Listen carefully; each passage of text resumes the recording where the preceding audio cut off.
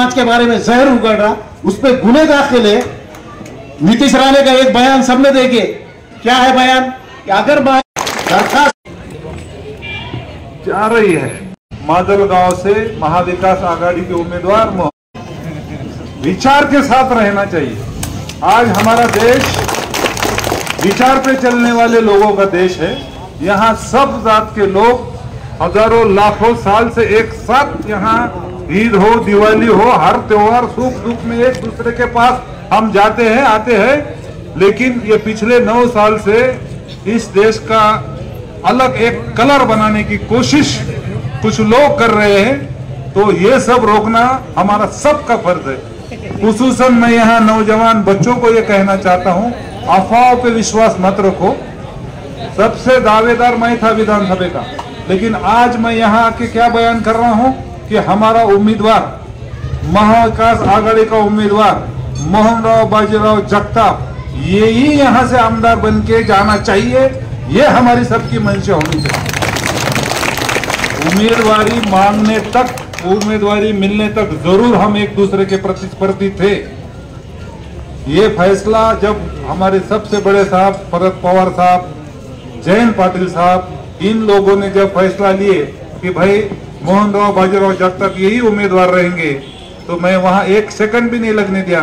साहब आप जो उम्मीदवार देंगे वही माजलगांव से चुन के आएगा, ये हम आपको आज हम जबान देके जाते हैं और वही काम हम पहले दिन से करते आ रहे हैं। आदमी ने अपने ख्यालों के साथ, अपने देश के साथ, अपने गांव के साथ, अपने मोहल्ले के साथ रहना चाहिए, खुशहाली में रहना चाहिए, एक दूसरे के सुख दुख में रहना चाहिए ना, बल्कि अभी कुछ तो भी अलग अलग बोल के लोगों को बांटने की कोशिश की जा रही है। हमारे गांव के अच्छे लोग, जाने माने लोग कुछ लोगों को साथ दे रहे हैं, वो भी ठीक नहीं है, क्योंकि वही अभी तक बता रहे थे कि पवार साहब बहुत भले आदमी हैं, पवार साहब बहुत बड़े नेता हैं और सब हम पवार साहब के साथ रहने वाले हैं। अभी तो बहुत सारे नजर भी नहीं आ रहे पवार साहब के साथ, लेकिन मैं एक ही इच्छा यहाँ लेके आया हूँ। बड़े बड़े लोग नहीं रहे तो भी कुछ नहीं होता, लेकिन आम आदमी, हमारा वोटर, हमारा आखिरी का आदमी हमारे साथ रहना चाहिए, जो अपने ख्यालों पर, अपने इरादों पे पक्का होता है। और यही हमारे देश की सही ताकत है, यही हमारे लोकशाही की सही ताकत है। यही लोकशाही में अभी जो महाविकास आघाड़ी बनी है, जिसके नेता शरद पवार है, आज पूरा हिंदुस्तान शरद पवार साहब आए सिवाय इंडिया की मीटिंग नहीं होती। तो ये भी हमारे महाराष्ट्र के लिए फख्र की बात है कि नहीं, बताइए। तो इन सब चीजों को कामयाब करने के लिए ये बाकी के छोटे मोटे बातों की तरफ ध्यान मत दो, आपस के जो मतभेद है उसको भी थोड़ा बाजू में रखो। और आने वाले 20 तारीख को मशीन के ऊपर 2 नंबर पर मोहनराव बाजीराव जगताप का बटन है। मानुस, तुतारी वाजवनारा मानुस के सामने का बटन दबाओ और ज्यादा से ज्यादा वोट से मोहनराव बाजीराव जगताप को कामयाब करो। यही मेरी आप सब लोगों को हाथ जोड़ के विनती है और आप वो विनती का मान रखेंगे, इतना ही आपसे ख्वाहिश करता हूँ, इरादा रखता हूँ और अपने 2 शब्द समाप्त करता हूँ। जय हिंद, जय महाराष्ट्र। अभी जो है एडवोकेट नारायण गोरे साहब इनका स्वागत करने के लिए मैं शकील भाई से विनती करता हूँ, एडवोकेट नारायण जी गोरे साहब इनका स्वागत सत्कार करें। इसके बाद स्टार प्रचारक मुंडे साहब, इनसे विनती करता हूँ कि वो अपने ख्याल पेश करें।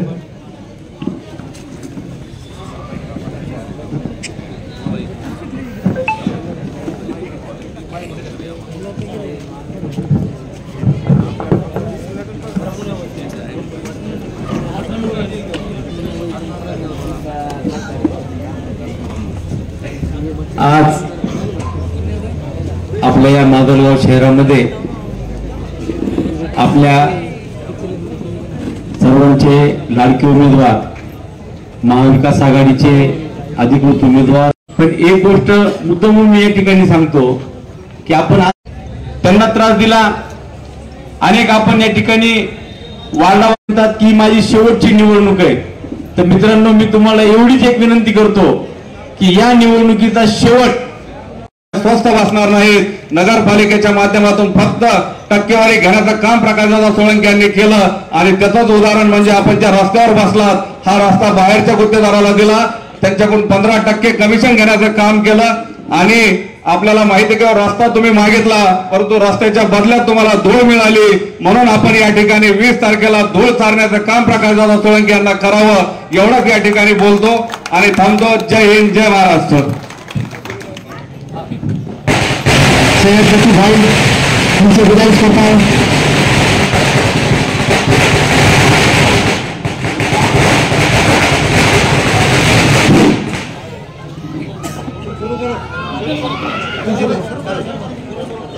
आज के इस कार्यक्रम के अध्यक्ष हम सबके चाचा सरदार चाचा और बाकी सब यहाँ पर आए हुए मान्यवर, जो हम यहाँ पर मोहन दादा जगताप साहब इनके प्रचार के लिए इस कॉर्नर सभा का आयोजन किया गया। दोस्तों, मैं आपको ये बात बताना चाहता हूं कि ये कॉर्नर सभा जो हमने आयोजित की है, जो हर साल हम इसे आयोजित करते हैं, पिछले साल भी इसी तरह हमने इस सभा का आयोजन किया था और उस वक्त भी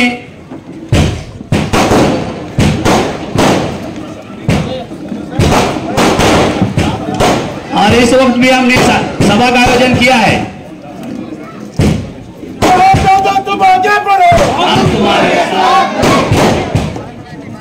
ये नाही इकडं या ठिकाणी वेळ कमी असल्यामुळं आपले लतीफभाई यांचा या ठिकाणी प्रवेशाचा कार्यक्रम पार पडणार आहे। मोहनदादा जगताप साहेब आणि व्यासपीठावरील सर्व मान्यवरांना विनंती करतो की आपण लतीफभाई यांचा सत्कार करावा। या ठिकाणी चळवळीतील कार्यकर्ते लतीफभाई यांनी आज आदरणीय मोहनदादा जगताप आणि मान्यवरांच्या उपस्थितीमध्ये राष्ट्रवादी काँग्रेस पक्षामध्ये प्रवेश केला, त्याबद्दल राष्ट्रवादी काँग्रेस पार्टी आणि महाविकास आघाडीच्या वतीने त्यांचं मी पक्षामध्ये हार्दिक स्वागत करतो। आता मी मोहनदादा जगताप यांना विनंती करतो की त्यांनी 2 शब्द बोलावे। व्यासपीठावर उपस्थित असलेले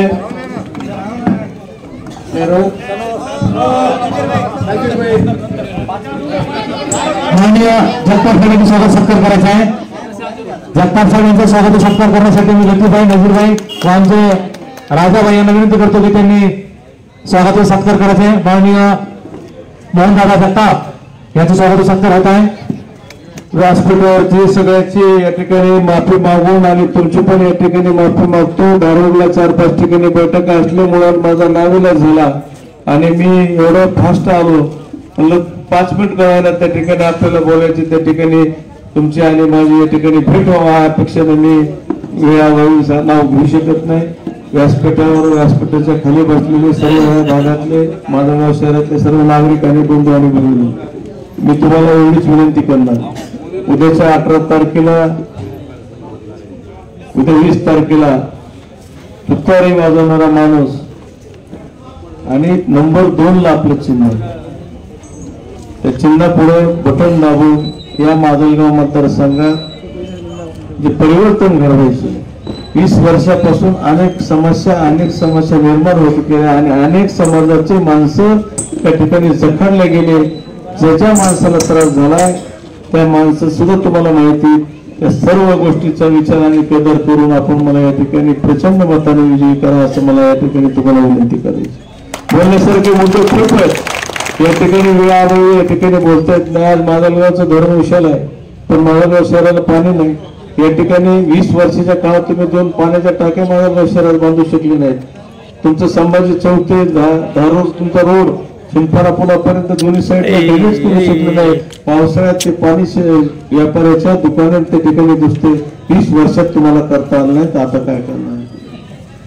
आणि तुम्ही आमचा आरोप करता, आमच्या वडिलांना कुठे अयोध्येला गेले तिथले इटा ऑनलाईन कुठे संडासला लावणार, काय बोलता भाऊ तुम्ही? काय वडील तर कुठे होते? राष्ट्रवादी काँग्रेसमध्ये होते, राष्ट्रवादी काँग्रेसमध्ये 2दा विधानसभा लढवल्या। हे 64 समोर माझे मित्र नितीन दादा मित्रच माझे चांगले ते पण आपल्या बरोबर आहे. 44 त्या ठिकाणी उपनगर नगराध्यक्ष केले त्यावेळेस सुद्धा मी कधी जातीपातीचा विचार केला आणि तुम्ही आज आरोप करतात. मी असं म्हणू स्वर्गीय सुंदरराव साहेब उपमुख्यमंत्री असताना माझा लोकच्या धरणातलं दर्गा मोडला म्हणून नाही म्हणणार असलं पाप मी माझ्या तोंडानं कधी करणार नाही. मी तुम्हाला हात जोडून विनंती करतो, भूलभुवया करणारे लोक आहेत तुम्ही त्यांना एकच जॉब विचारा ज्यांना ते सांगते की यांना मतदान करा त्यांना एकच सांगा की ह्या नळाचं पाणी एका दांडाने जाणार आहे, 3 नळाचं पाणी एकच दांडाने जाणार आहे, पण या पाण्याचा अंत कुठं होणार आहे? भारतीय जनता पक्ष सरकारमध्ये होणार आहे. एवढंच तुम्ही बोला आणि तुम्ही काय सांगता आम्हाला असं झालं तसं झालं. त्यामुळे कुणालाही टीका टिप्पणी करणार नाही, पण वस्तुस्थिती मांडण्याच्या ठिकाणी प्रयत्न करणार नाही. मला फक्त 2-3 मिनिट राहिले त्या ठिकाणी.